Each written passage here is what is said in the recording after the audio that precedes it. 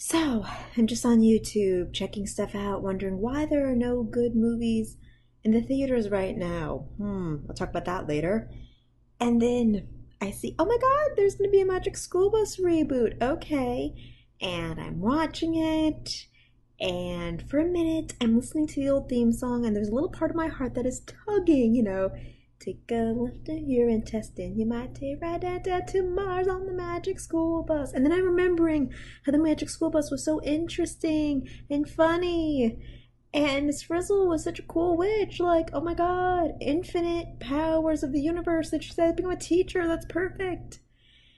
And then the reboot, where, same idea. Woman with the magic bus brings kids on weird, like, kind of morphing adventures to teach them stuff so they can really experience it. Sounds like the most amazing field trip ever, but I don't really think I like this new Frizzle. She doesn't have the original Miss Frizzle's wacky voice that kind of makes her sound funny. And she doesn't have that sneaky confidence that Miss Frizzle has, because apparently this is Miss Frizzle's little sister who just decided to become a teacher, and she's like, ooh, I wonder what this button does. No, no, that is not the charm of Miss Frizzle. Okay, no, that's not really a character I want to see. What does this button do? That's Dee Dee from Dexter's Laboratory.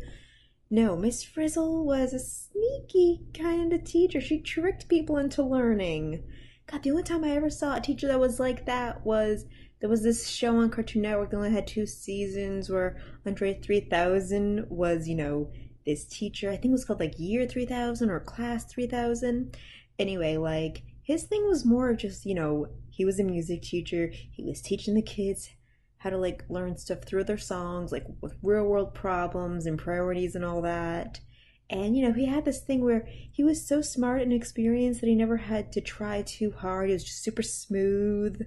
He had like a really cool outfit, and even though he was like a millionaire, he still dressed so simple. It was really classy. It was nice.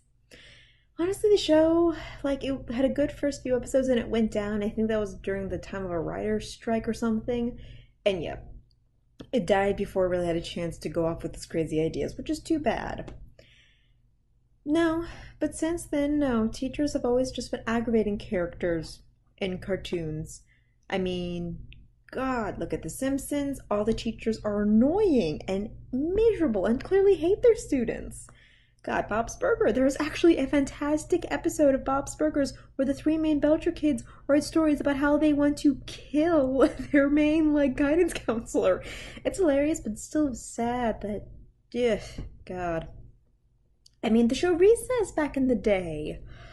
Wow, like, God, it had Miss Grokey, and she was a total sweetheart, and Miss Finster, even though she was kind of a bad guy, she was hilarious. And God, like, that show had a mix of good and bad teachers, but still, that was like around the time of the Magic School Bus. So, no, since then, I don't think there has been a really good cartoon that gives teachers a break. And teachers should have a break. They have really hard jobs. They're not just the terrible people that want to give you unnecessary homework and make you bored. They're people who are trying to help you and educate you. I mean, yeah, some people, they're just doing it for the money. They go through day to day and are soulless and disappointed with life. But then there are people who have inspired us and touched us and were there for us when we needed someone to understand us as children. I think I have one or two of those, like, in my life. I'm sure somebody else has.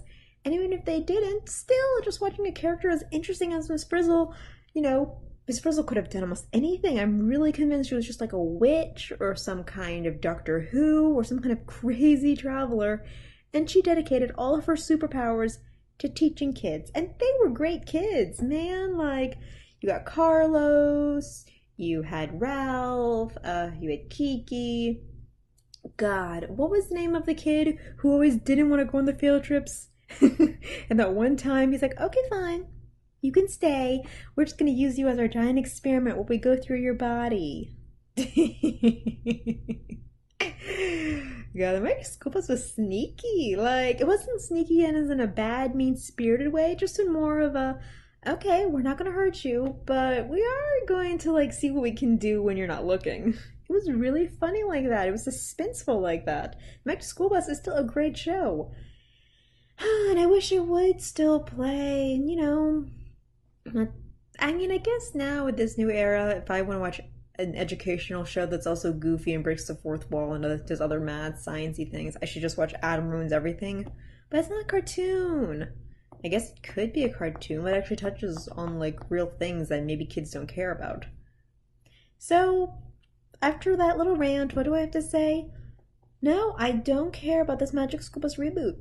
I might just rewatch the old episodes for the sake of nostalgia, but drat, it's too bad because it's a cool concept. I mean, seriously, if they had decided to just let Miss Frizzle be ageless and just teach a whole new bunch of kids with like new stuff, like, you know, deforestation and all that, and let them experience what it's like to be an endangered species and jazz like that. And yeah, there's probably other more sciencey things that kids should learn and all that. Ooh, maybe just take them to another country. That'd be interesting.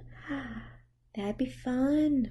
Hell, as a Magic School Bus, why not just take them to France and let them experience, gee, how schools are different in other countries, okay? You don't have to make a new Miss Frizzle. I mean, yeah, you could change the voice actress, but you don't have to change Miss Frizzle. Just let Miss Frizzle be ageless like the magical human being she is. She doesn't have to retire. No one really wants Miss Frizzle to retire. But alas, that didn't happen, so I'm just gonna chalk this up to a bad reboot. Is it as bad as the Aladdin reboot? No, because Aladdin's one of my favorite Disney movies of all time, and The Magic School Bus was just a really enjoyable show back in the day. But still, reboots can get me down. Anyway, that's my opinion. Do you love The Magic School Bus, and do you hate this reboot, or are you so interested in anything Netflix has to make, or just interested in general that you were willing to watch it? Put a comment down, subscribe, or do whatever, it's your life.